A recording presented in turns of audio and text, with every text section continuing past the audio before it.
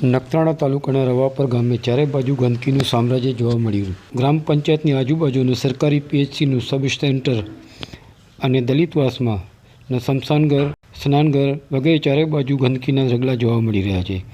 રવાપર ગામે ચારે બાજુ ગંદકીના ઢગલા હોવા છતાંય રવાપર ગામના સત્તાધીશોનું પેટનું પાણી પાલતું નથી.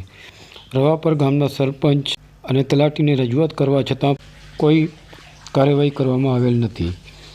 અત્યારે ચોમાસાની સિઝન હોવાથી રવાપર ગામે જાહેર રસ્તા ઉપર ગાંડા બાવળ શેરીઓમાં ગલીઓમાં ઉગી નીકળ્યા છે. 25 ફૂટના રસ્તા ફક્ત હવે 7 ફૂટ બચ્યા છે. બાકી ગાંડા બાવળની ઝાડીઓથી રસ્તાઓ ઘેરાઈ ચૂક્યા છે.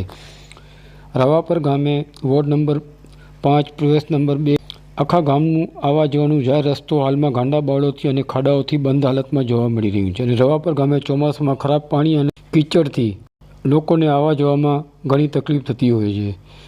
રવાપરના ગ્રામજનો અનેક વખત રજૂઆત કરેલ તે છતાં પણ અધિકારીઓ દ્વારા કોઈ પણ પગલાં લેવામાં આવતા નથી.